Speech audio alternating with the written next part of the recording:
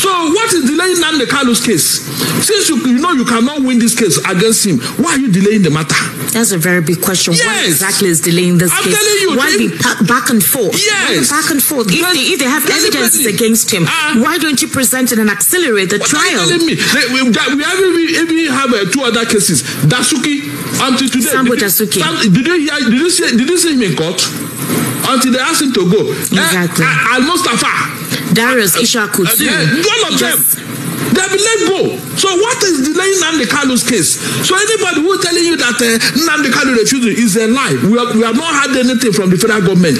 All right, Barrister. They believe that when they break Nnamdi Kanu's spirit in detention, maybe he will now do one thing or the other. They will now hold something against him. They are working towards an answer. They are working because everybody have told them release this man before the inevitable happen. Because if something happens to this man, please, how will the federal government defend it? Remember that the United Nations have written concerning Nnamdi Kanu in this matter. United Nations on several occasions. Yes, US and UK have waded into this matter, yet they remain adamant. What do you think is going on here? If there is a strong, nobody will even intervene in Nnamdi Kanu's case. Nobody will support a terrorist anywhere in the world. But look at how they are pampering those in the north. Esther, just imagine. The whole world is watching what is going on. So you're saying that there is a geographical preference in this case? Is it not obvious? Is it not obvious? What else are we talking about here? All these things that they are throwing out by all these legal shenanigans, it will not help this case. It will not. They believe that when they keep Nnamdi Kanu, maybe their detention will stop. Esther, has it stopped? Yeah. Has it stopped? No. I will tell you that there is 1,001 Nnamdi Kanu waiting to take over from him, and it may not be as quiet as it is now. Tinubu should release Mazi Nnamdi Kanu. It's long overdue. It feels Tinubu doesn't attach importance to the welfare of the Igbos and the southeast region. Tinubu have continued to sideline the Igbos. The court already said Nnamdi Kanu should be released. Even Justice Binta Nyako also agreed to a political solution. So why is Nigerian government still holding Nnamdi Kanu? I also blame Igbo governors for the continued detention of Mazi Nnamdi Kanu for over 3 years now. Honorable IKENGA Ugochinyere, watch the video. This you're getting yourself involved in. One is wondering, what about the fear for yourself? Because most times from afar, some of us who love what you're doing, engaging the system, wonder, we're afraid for you. Are you in any way thinking about yourself too? Every human being wants to remain alive. But the power to be alive and not to be alive belongs to Almighty. And that doesn't mean that you should also not adopt, human method to be safe also. Yeah. Why putting your ultimate trust in God? Of course, there is fears. And those fears are born out of, threats that have been real in the past. So we have gone through it. So why would I not fear? The third assassination attempt in Imo got some people beheaded and murdered. And I escaped the bombing narrowly that day. So why would I not be scared for my life? I want to live. All I fought for that day was to be alive. So unfortunately, that loved ones were also killed in the process. So I've had frame of charges, murder charge, terrorism charge, and arson of offenses that you never have anything to do with. Accused of separatist activity just because I'm calling for Nnamdi Kanu's release. Yes. Innocent people, kept in detention who didn't even do anything because you want them to say Ikenga did this, Ikenga did not do this. So yes, there's always threat. The axis of evil will always want to shut you up. What they do, these people in darkness, that they don't want voices to air what they do. So they always want to silence it. So you have to be very careful, of course, praying to God Almighty to remain alive. But then what will you do? You should, because at times you may be driving a car or going home, you can even slump and die. So anybody can die through any method, but nobody wants to die. I get him. But death, like the philosophers will say, is a necessary end that will come when it will come. It's a question of how and when. So I understand that principle and that philosophical saying that it is a necessary end that must come when it will come. It's a question of now, how, and when. And I want my own to be when I'm old. And I want it to be painless. And it will be so. Let's bring in Nnamdi Kanu. What is the present situation now? And you've over and over again, alongside so many others, called for political solution. What's going on? I think is the fact that the president does not attach. I'm beginning to feel that the president does not attach importance to the welfare of our people, because If the primary responsibility of government is protection of lives and property, and you consider the Igbo as an integral part of the Nigerian project, which we are, we invest in land where people don't invest. I can't imagine how many Yorubas and how many Hausas that built mansions in Owerri, in Abia, in Imo, and in Ebonyi villages. But we have thousands of our people investing in Lagos, building mega mansions, big hotels, industrial estate, and so on and so forth, because we believe that we are one. But your actions at times make us feel you don't even see us as part of the Nigerian project, because if you do, considering the contribution we have also made to the Nigerian project, economically and otherwise, in sports, in education, in everything, it should worry you since 1 year and of being in office. How do I resolve the Southeast question? There have not been any effort. Now you're calling for 30 days youth conference. Have you called for even Umunna meeting on the Igbo problem? You're the president, commander-in-chief, who is supposed to enforce Section 14, lives and property. Our people have told you in clear terms that they want an end to the siege in our land. They want an end to this, uncertainty. People can no longer farm. Go to Umulolo, things are happening there. Go to also, go to all of these things are born. Things are destroyed. We are dealing with our own brothers. We are dealing with a bag of people. We are dealing with military officers. We are dealing with a lot of issues down there. But there have not been any national consciousness, national effort to now bring our people together. Our people have also said in clear terms that as part of that show of good faith, as that part of that opportunity of, like a father who wants bring everybody to the table, that obey the judgments of court. I think for the fact that they have won in court, even when they didn't even have confidence, when they didn't have confidence in the judicial process, they still went through that adjudicatory process and they won. You obey it. That's the least you can do by granting Mazi Nnamdi Kanu the bail or releasing him.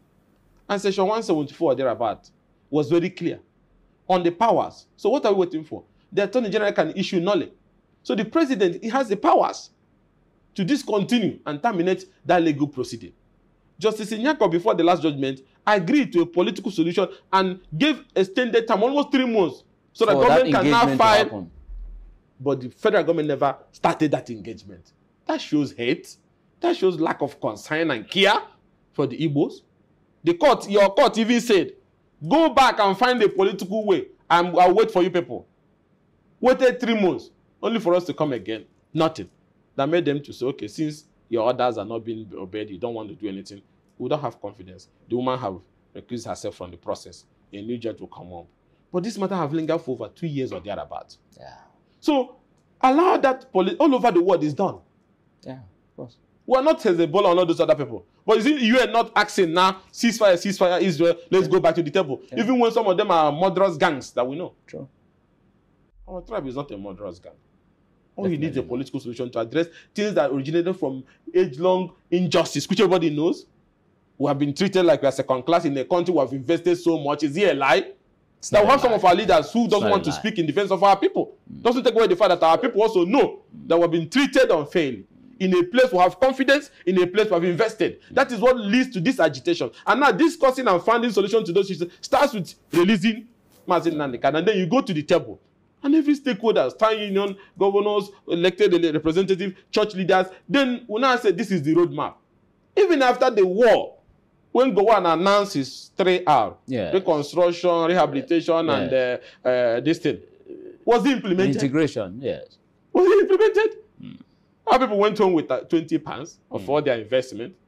We didn't get to occupy any position in the army. We didn't get to occupy any serious position in the police force. An erosion that is ravaging that very region. Our properties were not returned back up to today. Our land were balkanized and divided, like cage them so that they don't rise up again. So those 3 hours were like things that was read at the UN Assembly just for the camera. No, but what are our governors? They came together the other day and agreed that, called for the president to adopt the political solution. Do you think they are doing enough to see that this happens? Or what more do you think they can do? You see, the character of some of these leaders, not all of them, some of them, should tell you that you should not expect much, because what are the process most of them got into office and what are their consistencies and character? These are people who want half of their people to be killed so that they be declared the winners, who can sign any deal with anybody, even if it's the devil, so that they can be leaders. So are they genuine leaders? You may be a legal leader on paper, and access to people's money. But are you really the leader of the people? Do these people have that moral confidence in you as a leader? What more will you want them to do? If they're probably watching now, what do you think they can take from you? They should behave as a people leading a people. They should ask themselves, are they leading the people?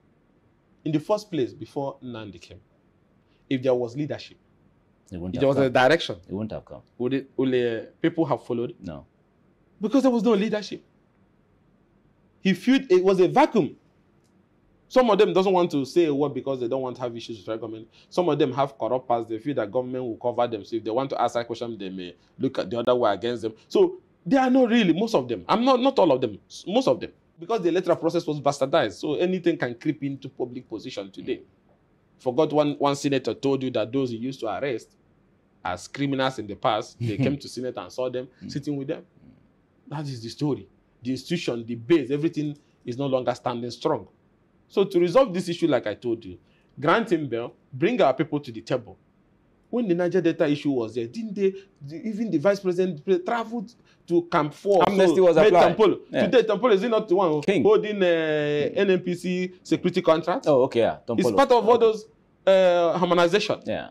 And one of them is king to a community. So take a turn. You address their own issue. And then even there was rehabilitation in Northeast.